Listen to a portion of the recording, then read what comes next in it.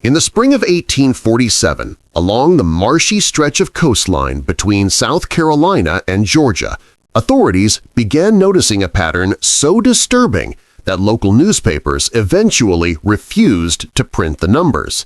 The first report came from a fisherman who discovered 17 bodies drifting in the Savannah River, pale, water-bloated, and bearing identical injuries.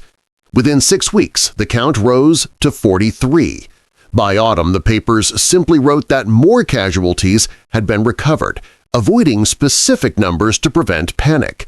What they didn't reveal was that every corpse carried the same marks – hand-inflicted wounds arranged with brutal clinical precision.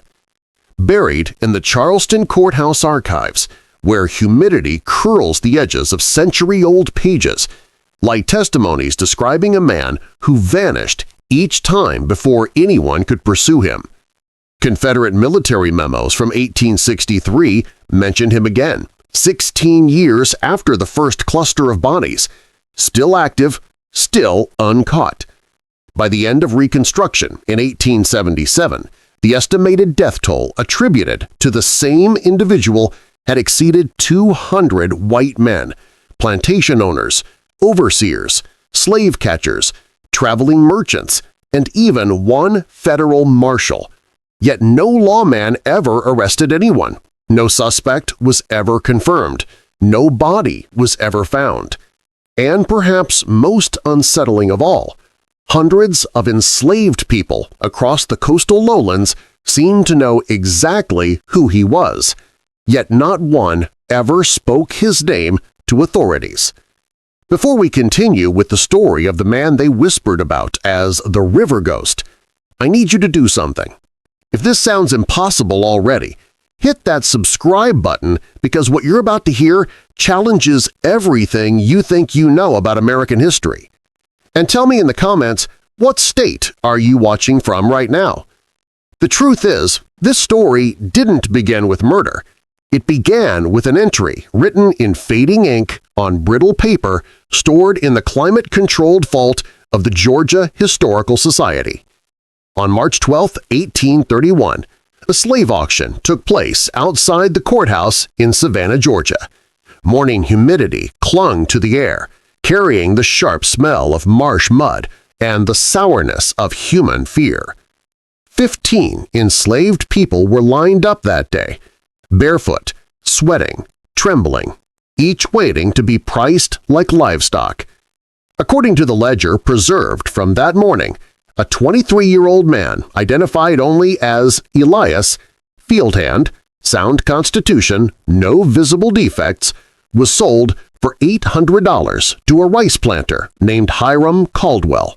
The sale itself was forgettable.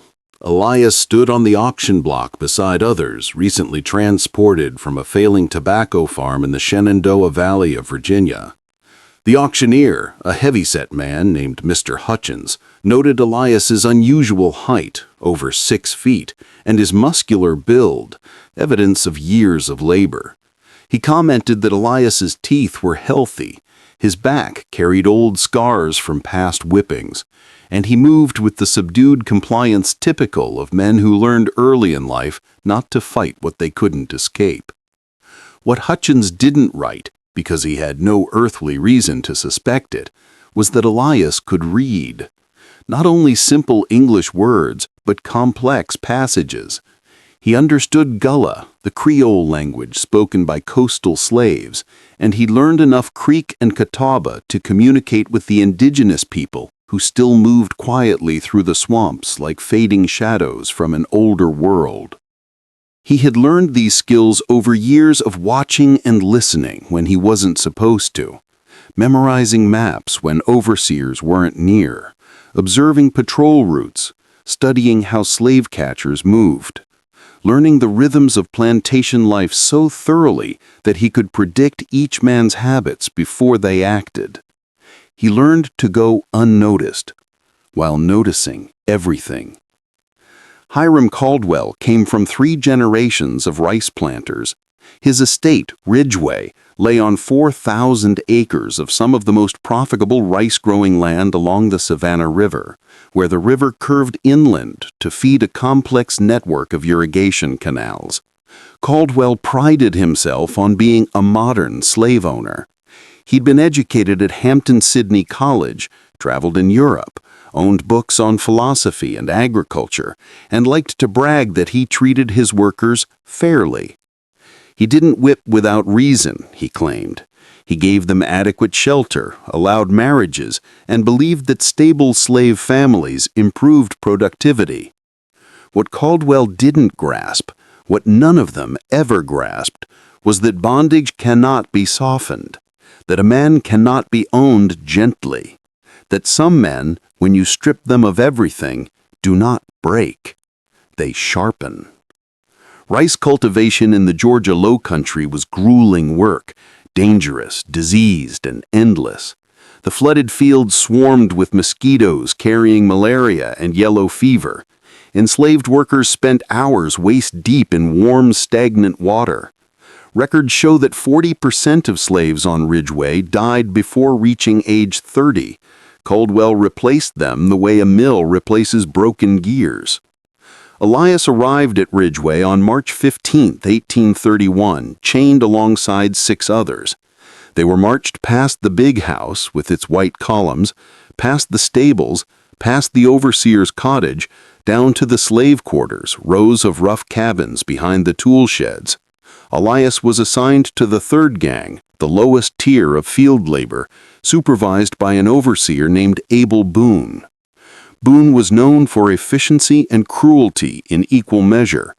The braided whip at his belt rarely hung unused. Elias worked silently under him for weeks.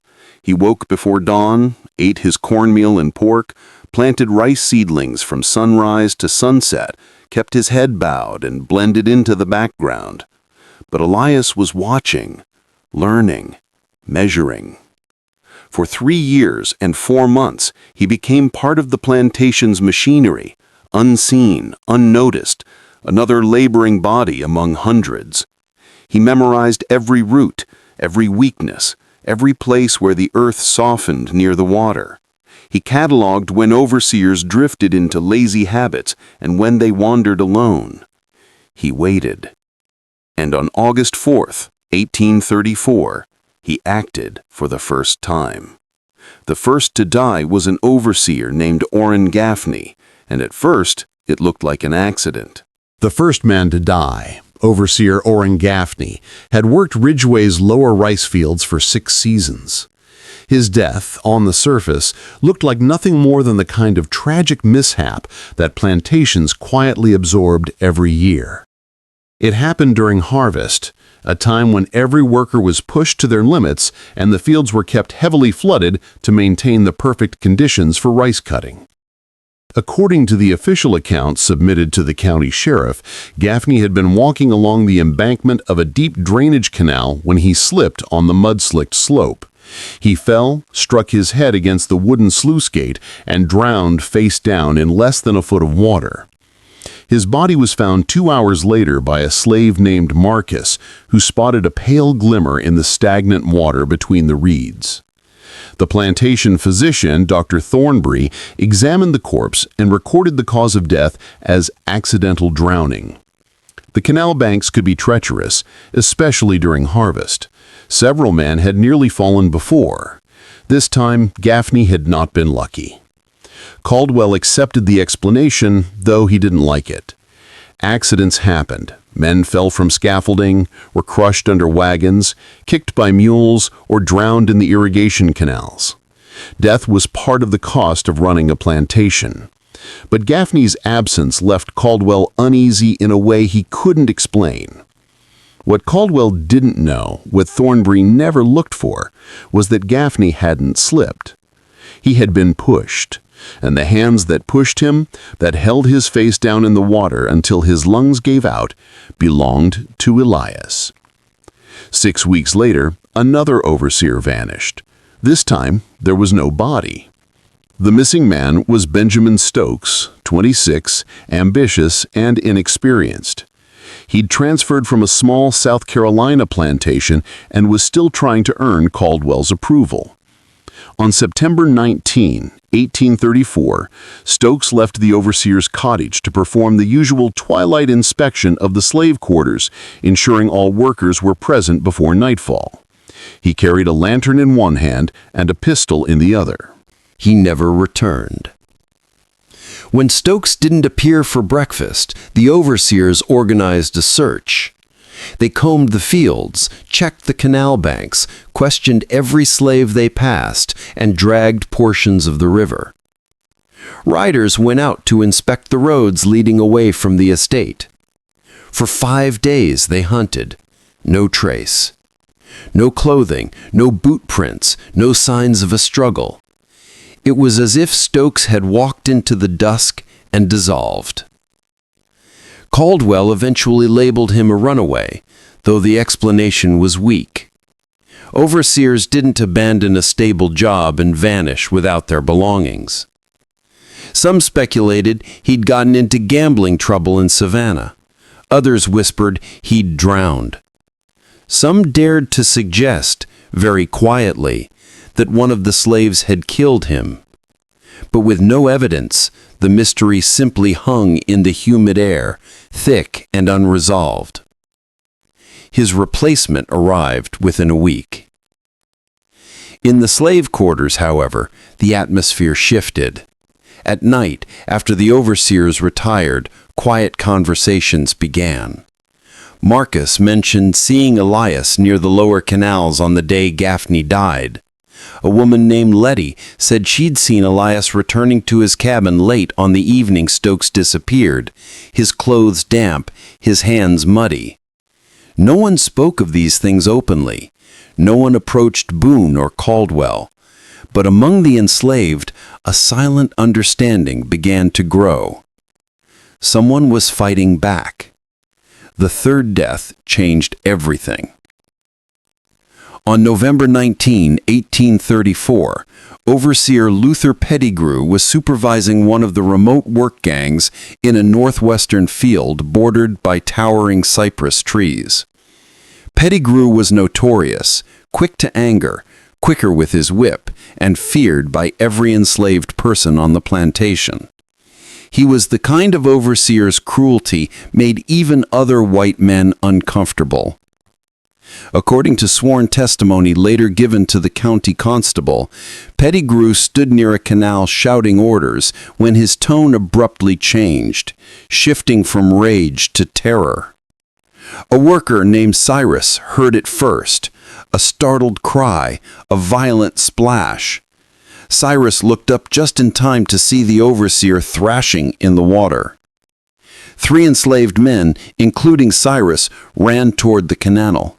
By the time they reached it, Pettigrew had vanished beneath the muddy surface. They dove into the cold, murky water, searching blindly. 20 minutes later, they dragged the man out. His throat was covered in deep bruises, finger marks. His face purple, his eyes bulging. He had been strangled. The constable, Mr. DeWitt, questioned every worker who'd been present. No one saw anyone approach Pettigrew. No one saw a struggle. They only heard the noise, then saw the water ripple. When DeWitt pressed Cyrus harder, the man finally muttered something odd. Something came out of the water. DeWitt frowned. "What do you mean?" Cyrus shook his head. He couldn't or wouldn't explain further. The other workers offered nothing. They had been looking at their tasks, not the canal. All they saw was Pettigrew already falling. With no suspect, no weapon, and no consistent testimony, DeWitt closed the case. Pettigrew was buried near Gaffney, and another overseer was hired. Yet Cyrus's words, "something came out of the water," rooted themselves in the slaves' whispered lore. Because it matched everything about the deaths, sudden, silent, unseen. Caldwell still told himself these were coincidences, terrible luck, a string of misfortunes that would pass. But neighboring plantations soon reported their own strange deaths. A slave catcher named William Dorsch vanished upriver. A merchant named Ambrose Talley was found with his throat cut, but money untouched. Overseers on nearby properties went missing. Someone was killing men tied to the institution of slavery. Someone who moved like a shadow. Someone who understood the land better than the men who claimed to own it. Among the enslaved, a name spread quietly. The River Ghost. Not in newspapers, not in court documents. Only in the dark, whispered in Gullah, in hushed breaths. A man who moved like water, who appeared without warning, who disappeared without a trace. Some said he could breathe underwater. Some said he became fog at dawn. Some said he was not a man at all. But the oldest slaves knew better. It was a man, a real man, someone smart, someone patient, someone they all recognized, though none dared to speak of him aloud. Someone named Elias. White men across the coastal plantations reacted the way frightened men in power always do, with more power, more rules, more punishment. The killings, 3 on Ridgeway, several more on nearby estates, forced plantation owners into late-night meetings in parlors lit by trembling candle flames. They locked doors, exchanged rumors, and tried to make sense of the impossible. Their solution, predictably, was force. Plantations hired additional overseers and armed them heavily. Pistols, rifles, double-edged hunting knives. Patrols grew more frequent, sweeping the fields at irregular hours. Lanterns were mounted along property lines to push back the night. Slave codes were tightened. Permissions to move between work areas were revoked.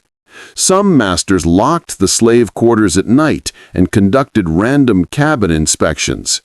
Others installed new fences, built taller gates, or brought in vicious hounds. None of it mattered. The killings continued anyway. In April 1835, a well-known slave catcher named Jeremiah Holt was found at the bottom of a ravine with his neck snapped clean.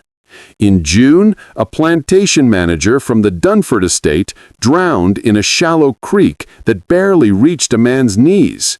In August, a county sheriff investigating the pattern was discovered dead inside his own jail, strangled with a rope that somehow ended up inside his locked cell. Every victim shared something in common. They had all been connected to the machinery of slavery.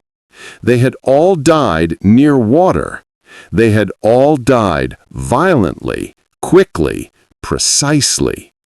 By autumn of that year, Hiram Caldwell, who had once bragged that Ridgeway ran like a well-oiled mill, was losing his grip. 3 overseers dead in 4 months, more in the region. Elias had been present near every Ridgeway incident, too often, too conveniently. Caldwell pretended not to suspect anything, but the dread curled in his stomach every time he saw the tall, quiet man moving with calm, watchful eyes. He couldn't prove anything, but fear doesn't wait for proof, and fear was spreading.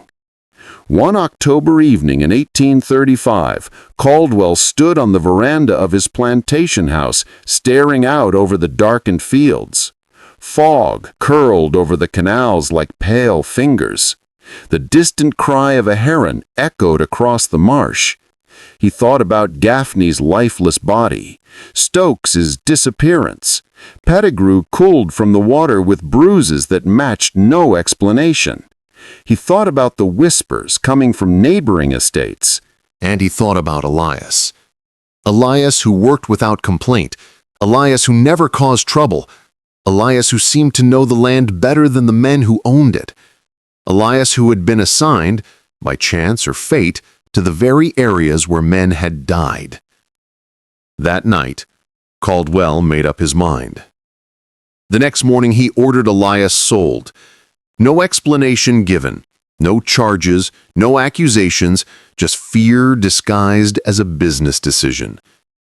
Elias was marched in chains back to Savannah and sold at auction for $750 to a cotton plantation owner named Vincent Hardesty, who ran a massive estate 60 miles south near the marshlands of McIntosh County. Elias stood on the auction block as calmly as he had years earlier. Hutchins, the auctioneer who had sold him the first time, described him again: strong, obedient, capable. Hardesty examined Elias's teeth, checked his arms, asked a few condescending questions in the tone slave owners reserved for property. Elias answered quietly, respectfully, eyes lowered. Hardesty nodded, satisfied. The sale was quick, too quick for Caldwell to feel relief. He watched Elias being loaded into a wagon, realizing as the man disappeared down the road that he'd never felt safer and more terrified at the same time. For 3 months after Elias's departure, Ridgway was still. No deaths, no disappearances. The fields returned to their brutal rhythm. Overseers barked commands, and Caldwell began sleeping without waking in cold sweats. But on February 17, 1836, a slave catcher named Josiah Merrick was found dead in a creek near Hardesty's plantation. The bruising on his neck, the position of his body, the shallow water, it all matched the unexplained deaths from the Savannah region. And just like that, the killings began again. Not at Ridgway, but where Elias now lived. Over the next 14 years, Elias was sold 9 more times. Always the same pattern. He arrived. He blended in. He observed. He learned the land. And then, men connected to the slave system began to die. The pattern was unmistakable. Not immediate, never sloppy, never random, always methodical. Sometimes the victims were overseers known for brutality, sometimes slave catchers infamous for hunting runaways, sometimes merchants who profited from the trade, sometimes local law officers who upheld cruel codes with enthusiasm. Each death was quiet, quick, often mistaken for accidents, but all carried subtle signs: marks on the throat, water where water shouldn't be, bodies found in places that made no sense. Always, always near water. The river ghost legend grew. At a turpentine camp near Darien in 1837, the head overseer, Raymond Culvert, died after falling 20 feet from a pine tree scaffolding. Officially, the planks had broken, but enslaved men whispered that Elias had been seen studying the site days before. One man, Abraham, later told his grandchildren that he'd followed Elias into the pines and watched him loosen bolts, weaken support beams, and set a trap.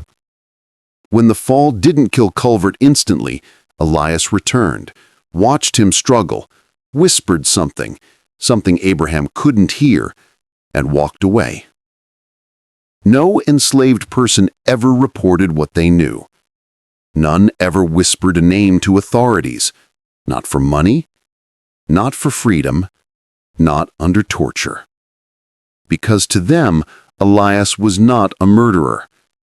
He was the answer to prayers spoken quietly into soil soaked with sweat and tears. He was justice.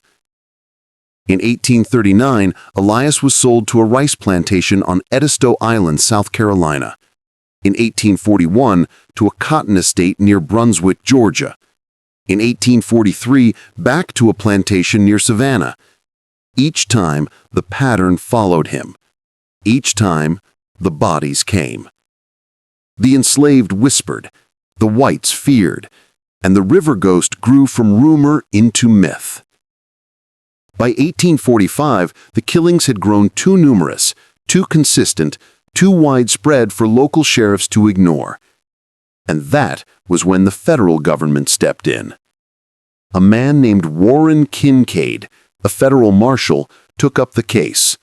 A man whose pursuit of Elias would push the river ghost legend towards its most dangerous chapter yet.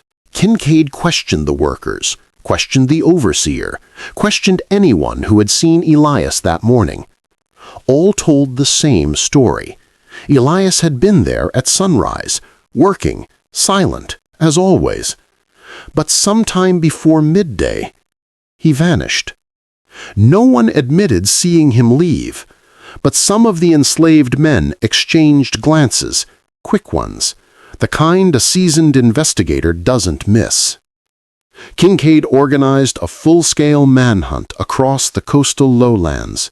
He brought in bloodhounds from Charleston, trained animals capable of tracking human scent across swamps, rivers, and forests. He stationed armed men at every bridge, ferry, and river crossing between Georgia and Florida. He sent descriptions of Elias to every sheriff, constable, slave patrol, and plantation owner in the region. A reward of $500 was offered for information leading to Elias's capture, an enormous sum, equal to a year's wages for many white laborers. For weeks, Kincaid chased rumors. A man matching Elias's description was spotted near the Florida border. No, someone saw him heading north. No, he stole a boat. No, he was hiding in the Pine Barrens. But every lead dissolved when Kincaid reached it. Elias had melted into the very landscape that had raised him. Then, on October 3, 1845, Kincaid's body was found at the bottom of a ravine near the Altamaha River, his neck broken, his rifle unfired, his papers intact, his horse grazing calmly nearby. The local sheriff called it an accident, a slip on wet rock perhaps while tracking a suspect, but everyone who understood the story knew better. The river ghost had struck again. After Kincaid's death, the federal investigation died with him. No marshal wanted to risk pursuing a killer who moved through the swamps like a phantom. Plantation owners quietly stopped reporting suspicious deaths. Newspapers avoided the topic entirely to prevent panic. The official world pretended the problem had disappeared, but the deaths did not stop. Between 1846 and 1850, the estimated toll surpassed 150. Slave catchers began working in pairs, sometimes in groups of 3. Overseers carried multiple guns and refused to walk near water alone. Some plantations hired private militias, armed men on horseback who patrolled night and day. It didn't help. The river ghost was patient. He waited. He watched. And he struck when even the most cautious man let down his guard for a heartbeat.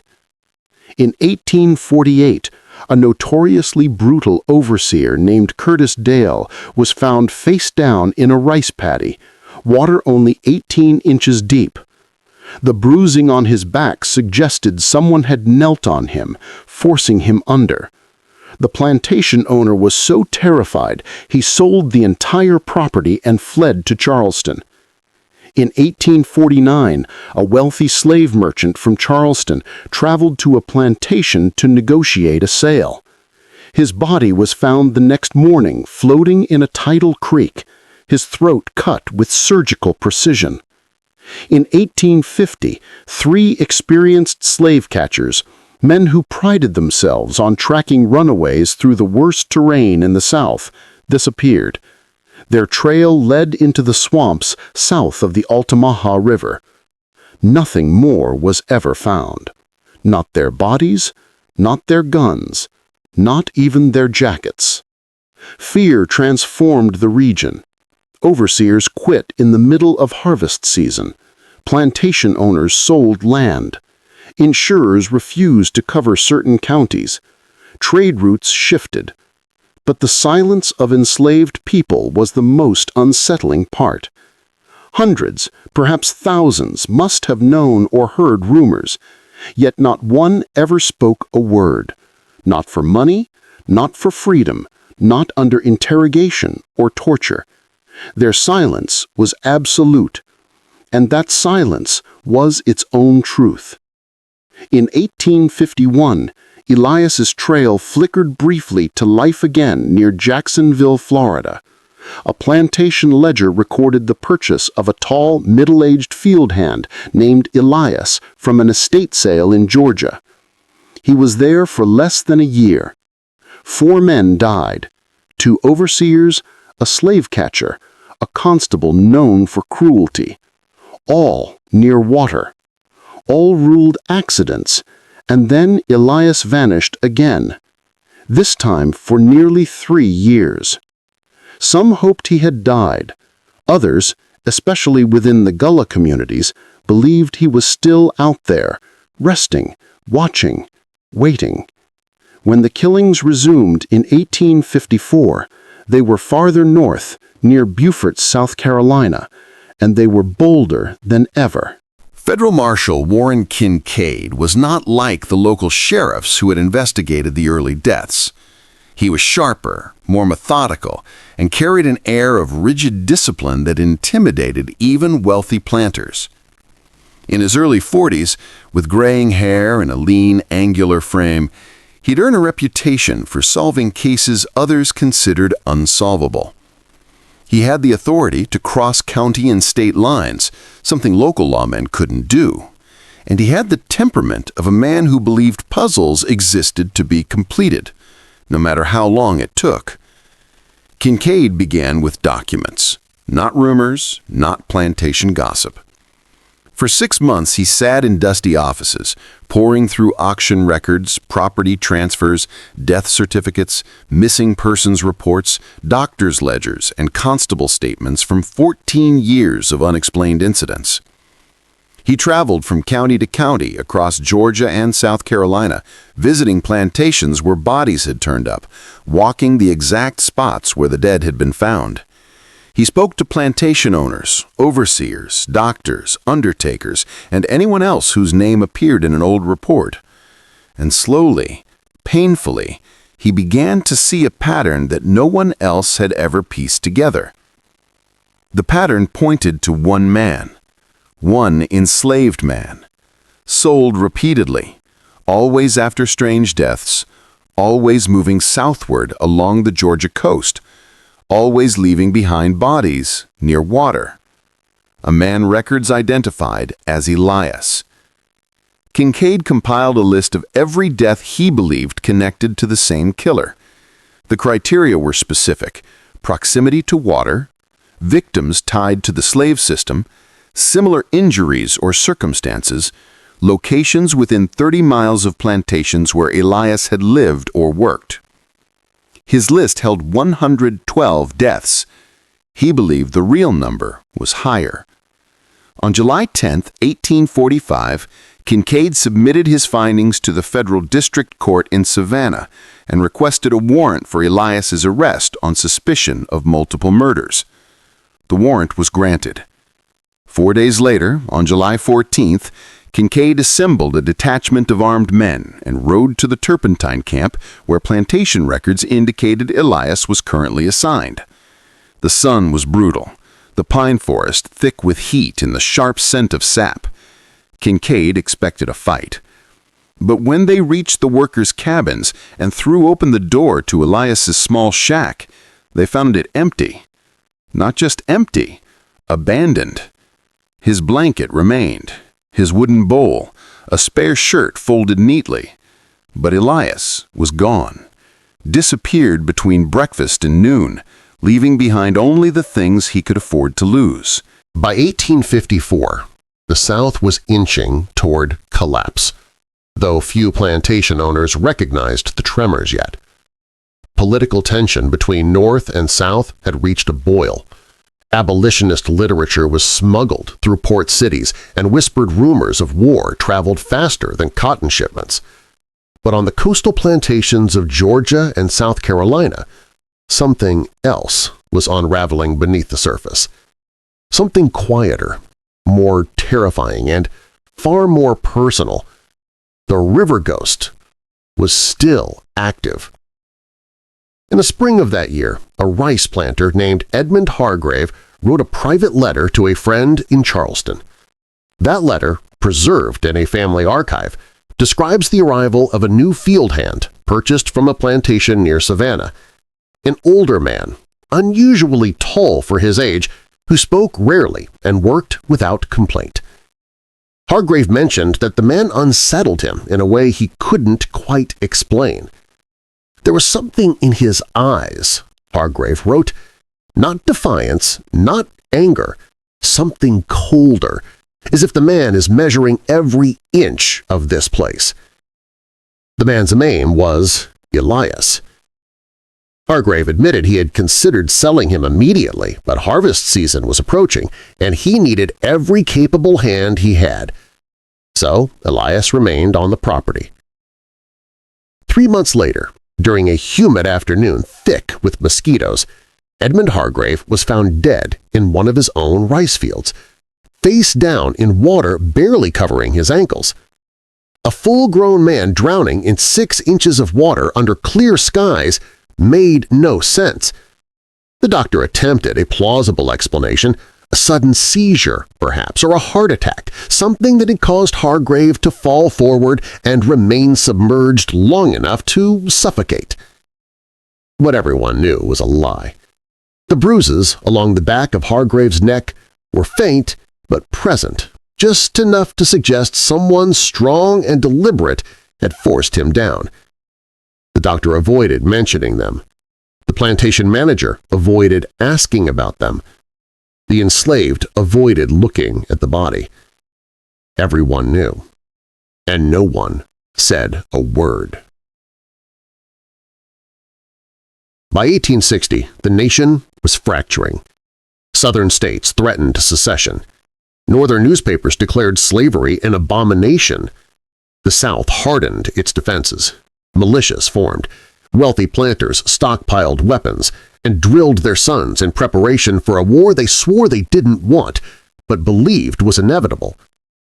The entire system of slavery, which had seemed immovable for centuries, now trembled under the weight of its own cruelty.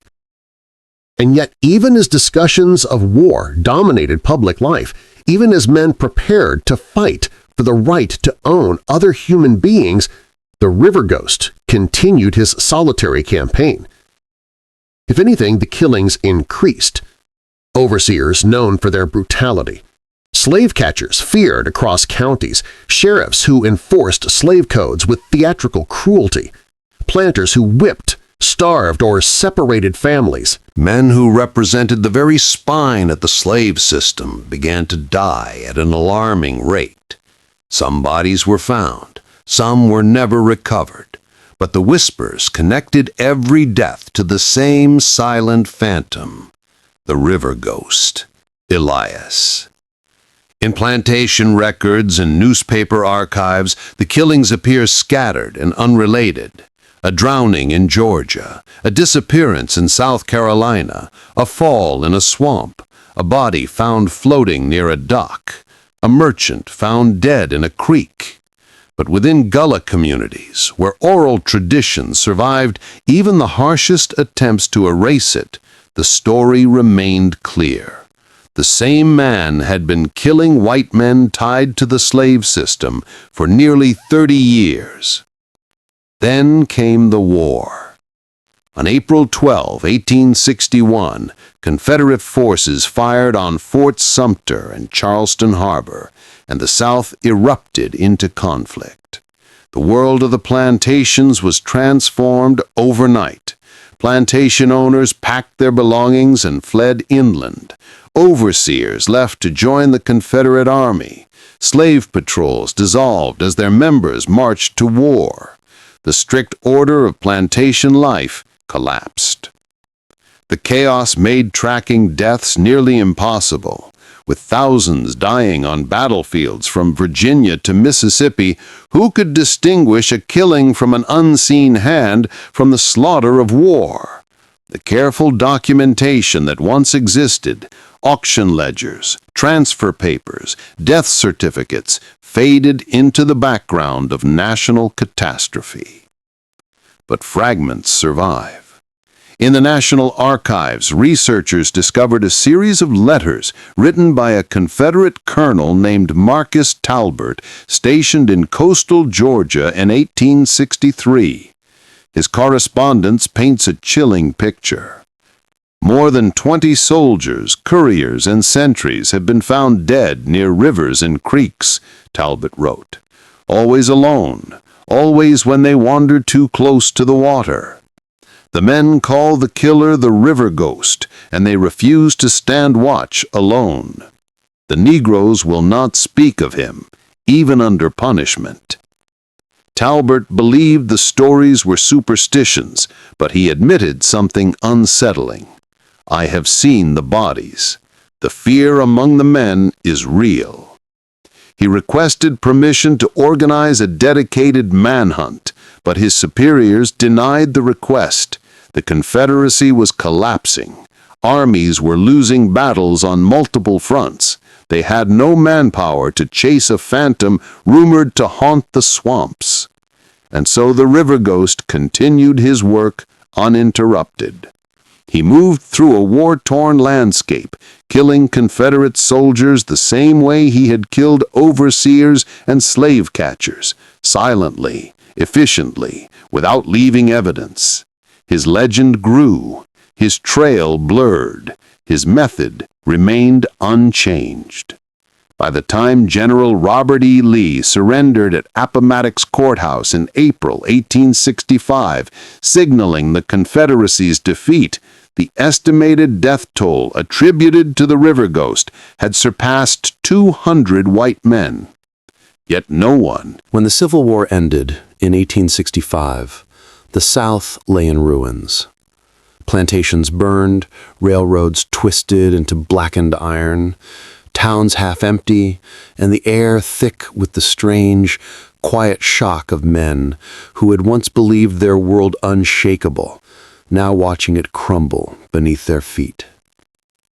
Freed people moved in enormous waves across the landscape, reuniting families, searching for children sold years earlier, building churches on abandoned plantation grounds, learning to read, and establishing new lives in the shadow of the old world's collapse. But amid this upheaval, a different kind of quiet settled over the coastal lowlands. For nearly 3 decades, men had whispered about a silent killer who moved through swamps like mist, who drowned men in inches of water, who strangled overseers without leaving a mark. Now, the killings had stopped, just as suddenly as they'd begun. The river ghost vanished. Some claimed he died in the chaos of war. Some insisted he had fled north. Others whispered he had walked into the marshlands and allowed the earth that hid him for so long to finally swallow him whole. The official world never investigated, never acknowledged the truth, never linked the deaths in any serious way. But the Gullah people, descendants of Africans who had survived the deadliest, hardest labor in America, kept the story alive. They recited it in low tones at night, by lantern light, in the same breath as prayers. It became a legend, yes, but never a fantasy. They knew the difference. A man named Elias had lived among them. A man who carried a silence sharpened into a blade. A man who had watched, learned, and waited. And when his time came, he had acted. He killed men who had treated the enslaved like tools. He killed men who hunted freedom seekers. He killed those who stood between hope and survival. Not a ghost, not a myth, just a man. A very patient man. The closest thing to a final sighting came from St. Helena Island in 1866. The island, one of the largest in South Carolina's sea islands, had become a refuge for freedmen during Reconstruction. Missionaries and teachers from the North established schools, and thousands of formerly enslaved families built new homes across its sandy soil. It was a place of new beginnings, which made the old stories all the more precious.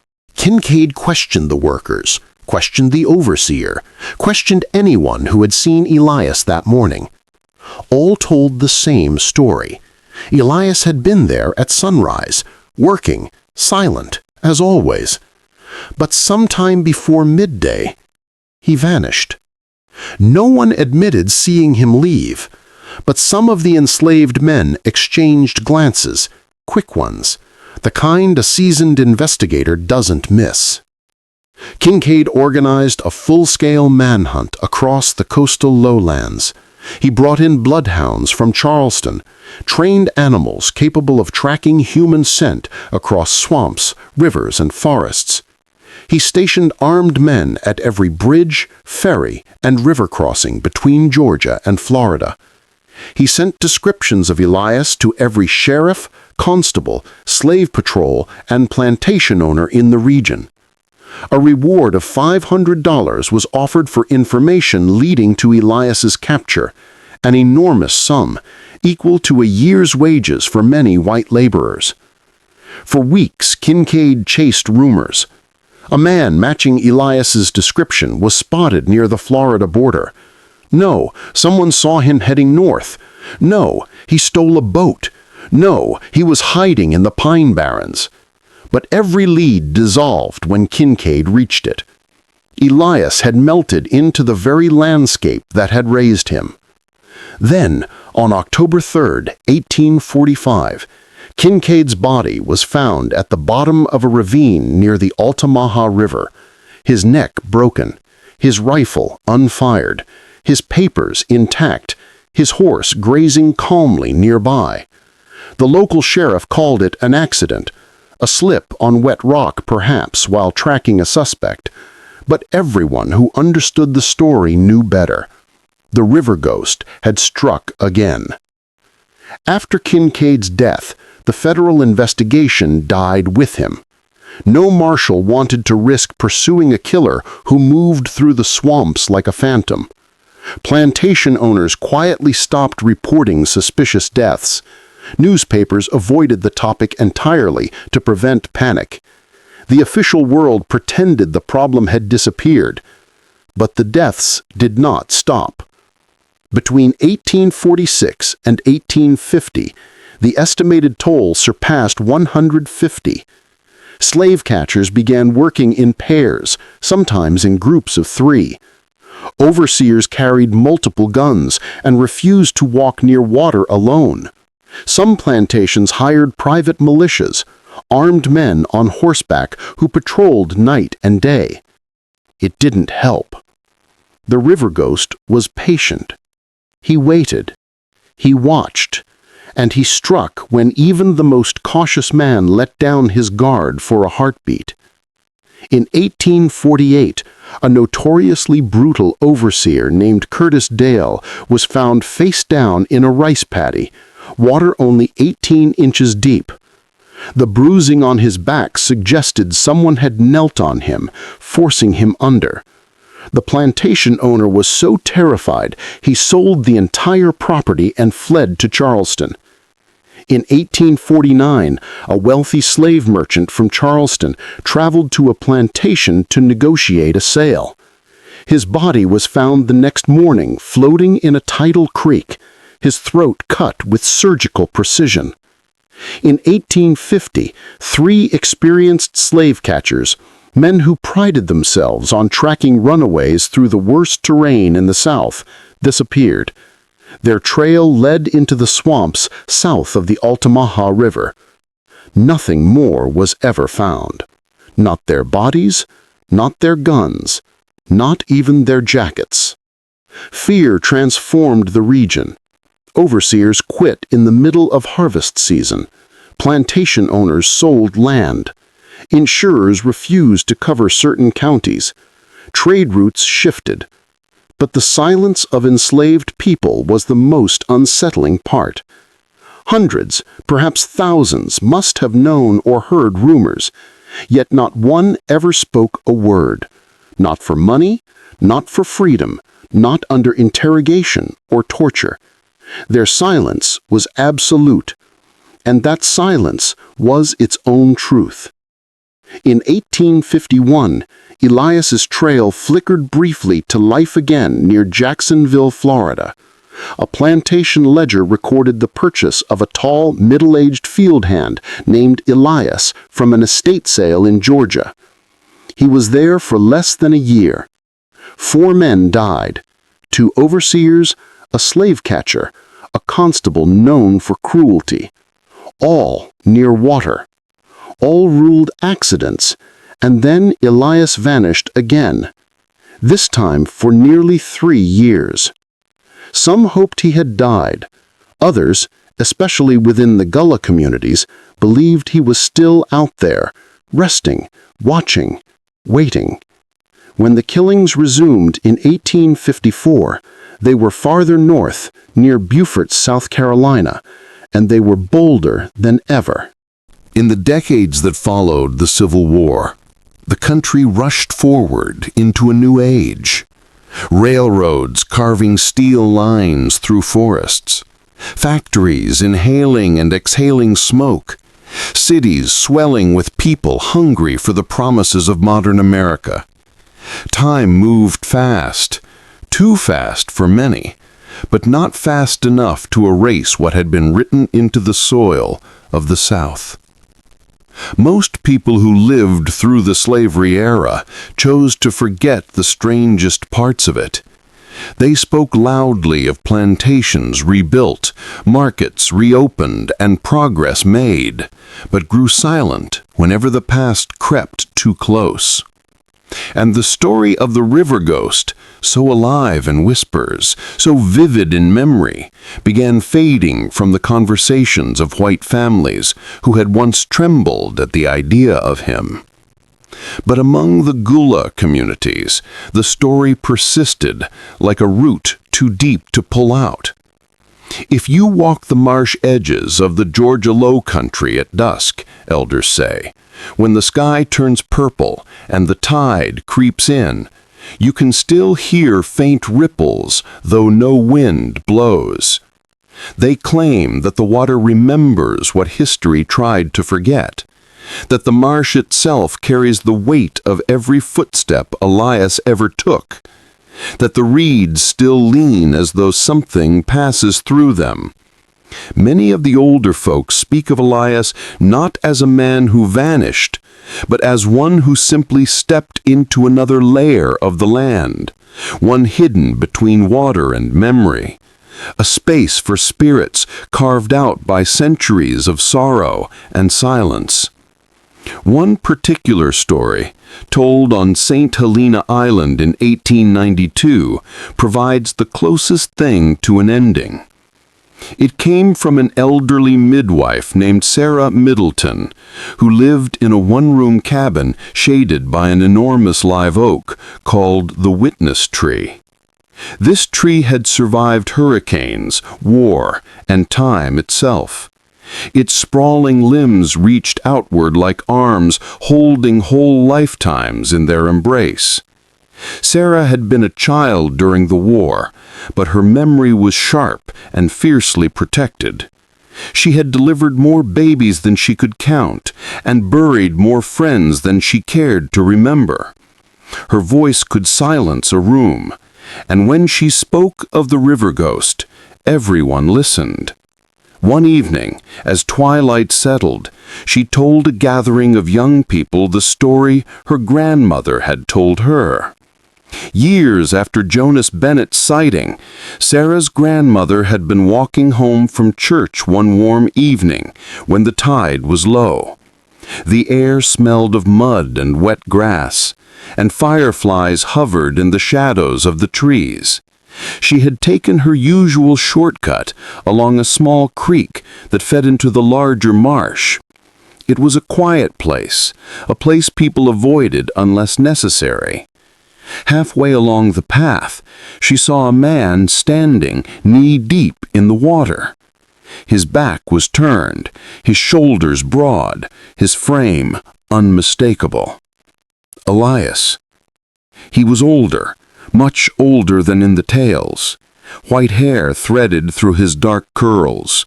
His movements slower, more deliberate, but the stillness around him was the same, heavy, intentional, like the marsh itself held its breath. Sarah's grandmother froze. She didn't know whether to run or approach, whether she was witnessing a ghost or a living man.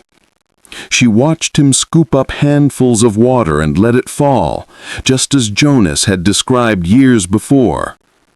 Then something extraordinary happened. Elias placed both hands on the surface of the creek, flat palms pressing the water like a man praying. He bowed his head, not in fear, not in defeat, but in a gesture that looked ancient, weighted, and final. Her grandmother said the tide shifted at that exact moment, an unusual sudden pull as though the entire marsh inhaled. The reeds around Elias swayed, the water shimmered, and the man straightened slowly, his spine stiff, his posture tall. He stepped deeper, one step, then another, and another. He walked until the water reached his waist, then his chest, then his shoulders. He did not swim. He did not hesitate. He moved forward with the calm of a man who had already accepted whatever waited for him. Her grandmother called out, once, softly, "Brother, come back." Elias paused. For the first time, he turned his head just enough for her to see his profile. The fading sun caught his face, and she said it was like watching history look back at her, raw, unhidden, carved by decades of survival and vengeance. He lifted one hand from the water, just slightly, a gesture of acknowledgement, farewell, maybe gratitude, and then he continued walking. The water rose over his chin, his chest, over his mouth, his nose, his eyes. He walked down into the marsh, deeper and deeper, until the reeds swallowed his shape. He never resurfaced. The water smoothed. The tide leveled. The world exhaled. Sarah paused as she told the story, letting the silence settle. Her listeners watched her, wide-eyed, unsure if she spoke literally or metaphorically. But Gullah stories are rarely just one or the other. They are both. History and spirit braided so tightly, they become inseparable. She finally said, "A man like him don't die like ordinary men. He returned where he belonged." And that is how the elders still tell it. Not that Elias drowned, not that he disappeared, not that he escaped justice, but that he went home. To the water that hid him, to the marsh that fed him, to the tides that carried his secrets, to the land that shaped his silence into a weapon. Whether you believe in spirits or not, one thing remains true. Elias never got caught. Not by slave catchers, not by marshals, not by armies. He lived and died, if he died at all, on his own terms. And the men he killed, more than 200 across 3 decades, were never avenged. Not because he escaped punishment, but because no power on earth could muster the courage to say what everyone in the coastal low country already knew. Elias hadn't killed them without reason. He chose his targets. He waited. He watched. He moved only when the world refused to hear the suffering around him. The records do not tell his story. The history books do not mention his name. There is no grave, no monument, no official acknowledgement of the lives he shaped, ended, or protected. But in the deep places, beneath the moss and mud and shifting tides, his memory lives in whispers, in stories told by firelight, in the ripples of quiet creeks at dusk, in the way people still hesitate before calling any man powerless. Because somewhere in the stories, somewhere between myth and memory, the truth remains. A slave once killed more than 200 white men, and he was never caught.